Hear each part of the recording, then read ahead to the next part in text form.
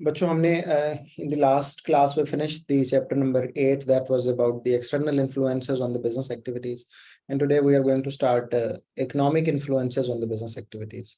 तो ये A2 का टॉपिक है।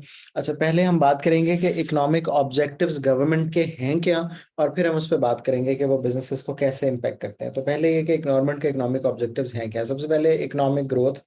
When we speak the term economic growth, तो इसका मतलब है कि what is the annual increase in the country's total level of output, यानी ग्रॉस डोमेस्टिक प्रोडक्ट जो किसी कंट्री का होता है उसमें कितना इंक्रीज हुआ, जीडीपी में कितना इंक्रीज हुआ, उसमें रियल टर्म्स में, नॉमिनल टर्म्स में भी हम देखते हैं, उस पर सेपरेटली विल टॉक अबाउट। अच्छा जी, प्राइस स्टेबिलिटी गवर्नमेंट का अगला ऑब्जेक्टिव है। रिड्यूस्ड इन्फ्लेशन भी इसे हम कह सकते हैं।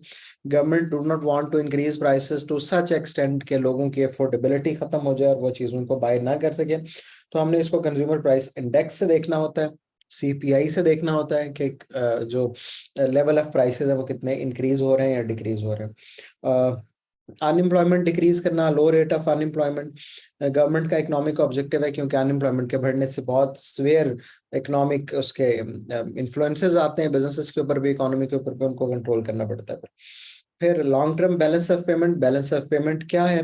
Difference between the exports and imports है, लेकिन बैलेंस ऑफ पेमेंट को बैलेंस करना यानी एक्सपोर्ट्स और इंपोर्ट्स में बैलेंस मेंटेन करना। Although the original objective the countries is always to create surplus, जहाँ पे एक्सपोर्ट्स इंपोर्ट्स से ज्यादा हो, लेकिन जब हम किताबी बात करते हैं हम तो हम बैलेंस ऑफ पेमेंट की, बैलेंसिंग की ही बात करते हैं, कि जिसमें कंट्रीज एक बैलेंस मेंटेन करना चाहते हैं between the exports and imports.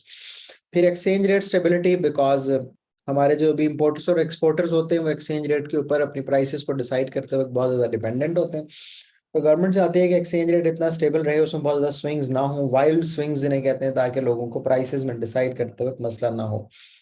और फिर reducing inequalities, wealth inequalities, income inequalities, ताकि सारे लोग एक ही जैसा स्टैंडर्ड ऑफ लिविंग enjoy कर सकें।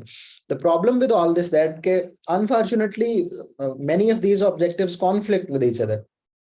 For example, in the try to achieve more economic growth, you will have to suffer with the inflation. The price level may rise, for example. And if you want to control the price level, if you want to bring the stability in the prices, and you want to reduce the prices, ultimately the result may be a higher level of unemployment in the economy. If you want to maintain the balance of payment, there might be some other severe impact on the other economic objective of the government. तो problem इनके साथ ये है कि economic objective एक दूसरे के साथ कॉन्फ्लिक्ट में जाते रहते हैं। अब इन इकोनॉमिक ऑब्जेक्टिव्स में कैसे हम उस पर बात करेंगे कि इन इकोनॉमिक ऑब्जेक्टिव के बिजनेसेस के ऊपर कौन से इंपैक्ट्स आते हैं और बिजनेसेस उनको कैसे हैंडल करते हैं।